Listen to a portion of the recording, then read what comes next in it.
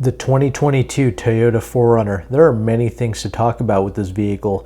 I'm going to start out with the changes made to the 2022 4Runner, but I'm also going to talk about pricing and buying this thing because this pandemic and the prices of new cars, used cars, it's got me thinking, what's the best thing that a normal person can do in this situation if they wanted to purchase a new vehicle, a used vehicle, whatever? Well, one of the things that's always intrigued me are these kind of body on frame SUVs and also just pickup trucks in general, because even before the pandemic, let's be honest, things like the 4Runner, Jeep Wranglers, pickup trucks, they have always had phenomenal resale value. Like, you're never losing with any of these types of vehicles. Aside from gas mileage, which I do admit sucks at 16 in the city and 19 on the highway. But again, I'll talk more about that later on towards the end. But first of all, let's talk about the changes made to the 2022 4Runner. So we now have the addition of a new TRD Sport. This will start at around $40,000, and the purpose of this model is to be essentially the best handling or the best driving 4Runner that you can possibly get. So that's a new addition. And now 2022 4Runners will also get LED high beams in addition to LED low beams and fog lamps. You will also get blind spot monitoring and rear cross traffic alert standard on every trim level starting from the SR5 Premium and up. You also have a new feature with the new TRD Pros, which is called the multi-terrain monitoring system. And of course you have that new color called Lime Rush, but good luck getting that. The limited trims will get something called the panoramic view monitor, which is similar to the multi-terrain monitor that the TRD Pros get, and rear occupancy alert has been added to every model. But now let's go ahead and let's talk about the 4Runner. The 4Runner has been a legend for about 40 years now, and they keep continuing to make changes to the 4Runner. It's an old school vehicle that keeps getting modernized as much as possible. And I really hope people don't think that this is the same vehicle from 40 years ago, because that's just preposterous. People have this idea that you can just go out and get like a 2005 4Runner and it'll be the same as like a brand new 2022, and that could not be further from the truth. I mean, it's fine if the general public thinks that, but I really hate it when car reviewers say that that's basically just the same vehicle for the last 2 decades, when that's absolutely not the case. Sure, the essence remains the same, and I really do appreciate and respect that about the 4Runners, but the refinement, the comfort, all these things, as well as even handling, gets subtly improved year after year.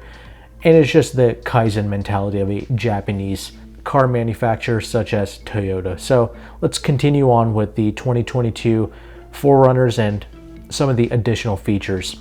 So first of all, I'll talk about the Lime Rush color. It's obviously one of those hot colors that Toyota always likes to introduce just about every year. But I remember not too long ago, I think dealerships were charging over $4,000 just to get a TRD Pro with the Lunar Rock color. So I'm assuming it's going to be the same thing here with this Lime Rush. If you can get something like that, one of those crazy colors at MSRP, I would definitely hop on that. But anyway, the other thing with the TRD Pro is, you might be wondering what that multi-terrain monitor system is. It's essentially a camera system that lets you see your surroundings. Like if you're on a trail, you can see certain rocks or crevices or anything else that might be a little bit difficult to see from the driver's seat. This new camera system will help you see around you. And the panoramic view monitor is essentially the same thing, but it's for the limited trims. And it's to, obviously, since the limited trim is the street driving 4Runner, if you will, this panoramic system, I guess, is supposed to help you see curbs and other things when you drive the 4Runner out of the city. Now, the TRD Sport is an important trim level to talk about because it's all new for 2022. And what it's trying to do is, it's supposed to be the best handling 4Runner. And that is commendable. However, I would be concerned about the ride quality since this will be riding on 20-inch wheels. I've only driven like a 2015 4Runner with like 17-inch wheels on it, and that rode very well for sure. but I've never tried a model with 20-inch wheels, so I would definitely try and test drive something like this and try and see for yourself if it feels kind of jittery over the smaller bumps. That would be my only concern, but I'm sure they're right. This will be the best handling 4Runner that you can possibly get. It will be using an X-Reese suspension system, which is a technology that they introduced many years ago, many decades ago actually.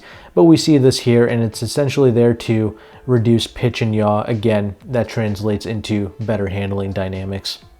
Now, I mentioned blind spot monitoring and rear cross traffic alert.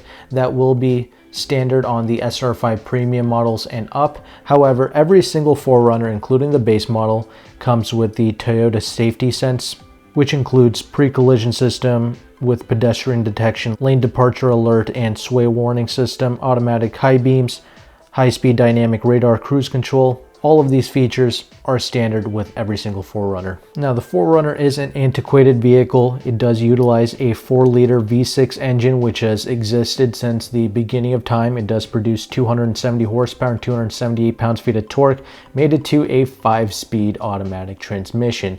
It may seem antiquated, but I am positive that Toyota does keep evolving and tuning these things to help it feel refined and pleasurable to drive. It's going to be in line with modern day standards. It's not really something you have to worry about. I mentioned this multiple times with vehicles like the Tundra. The 6-speed automatic made it to the 5.7 liter V8s. It's a glorious combination. In fact, I prefer it even to some other newer trucks, if you will, okay? It reacts well, it's quick to respond, so it's not really something that you have to worry about. But again, the fuel economy will suffer with these antiquated engines and transmissions. You will be getting that 16 city, 19 on the highway that I mentioned. It can tow up to 5,000 pounds, which is respectable, not the best, but it's okay. And the primary mission of a 4Runner is to be a off-road monster. It's a proper body-on-frame SUV with either rear-wheel drive or four-wheel drive. Trust me, get the four-wheel drive. Even if you don't need it, it will help with your resale value. So get the four-wheel drive. I know the maximum amount of off-roading that most humans are going to be doing with this is jumping a curb at Starbucks, but trust me, just get it anyway. But jokes aside though, this thing can really do some proper rock crawling with the correct setups. The TRD Pro is an impressive vehicle, and the TRD Pros will come with a catback exhaust, which I've never heard of a Toyota V6 with the TRD catback exhaust before. I've only listened to the V8s in the Tundra, the TRD Pro Tundra with the catback, and that sounds incredible. Toyota Lexus V6s are one of the better sounding ones, so I'm sure it sounds pretty epic.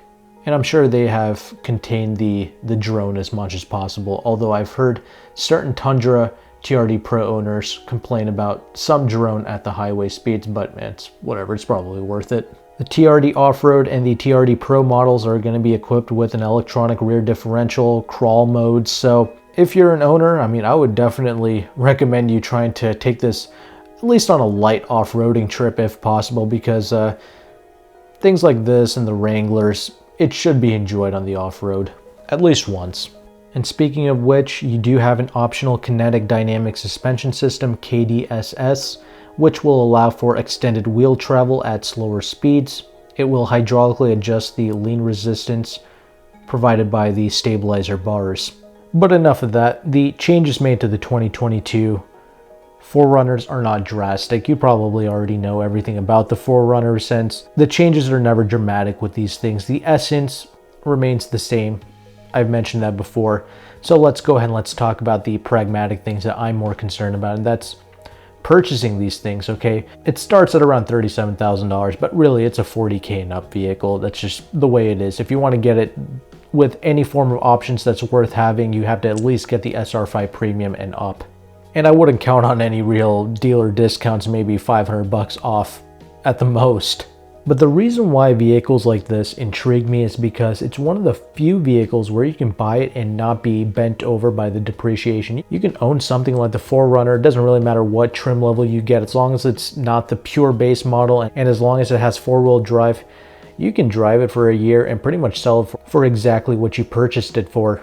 And that goes for things like the Wranglers and other pickup trucks as well. But the thing that I like about the 4Runner in comparison to something like the Wrangler is that you can actually take it on the highway. It's not going to be blown around all over the place. So that's pretty convenient. It's just a better kind of daily driver, if you will. And the new Ford Bronco gets a lot of attention because it's brand new. But I feel like the 4Runner also kind of plays with the Wrangler / Bronco segment or market, while being extremely reliable. You can take this thing to the grave, or you can actually pass it down to your family members as an heirloom, put it in your will, whatever you want to do, or just sell it and move on to something else with pretty much no loss to you. You can do whatever you want with it. Now, granted, I understand it's not a cheap vehicle to finance something that's 40K and above. It's going to lead to very high payments, and the fuel economy does indeed suck. So it's best for people that don't drive a lot, and you're not really going to be leasing a new 4Runner either. They're just not vehicles that lease out very well. So if you can handle the higher monthly payments and stomach the fuel economy, you're not really losing here.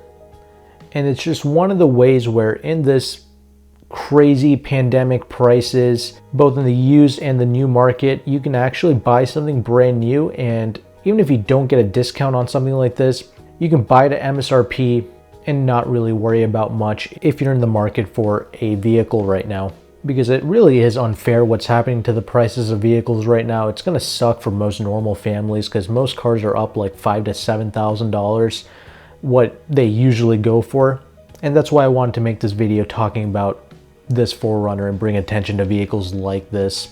But granted, the excellent resale value of this was going on even before the pandemic. So that's one of the best things about vehicles like this. Plus the curb appeal is great. It looks phenomenal. Even if you don't get it in one of the crazy colors, it just has a nice presence to it. But that's my quick look at the 4Runner and something I just wanted to bring to most people's attention. Let me know if you're an owner of a 4Runner. It doesn't matter what model year. I would like to hear your thoughts and your opinions and your experience with it. But thank you again for watching this video. Take care and goodbye.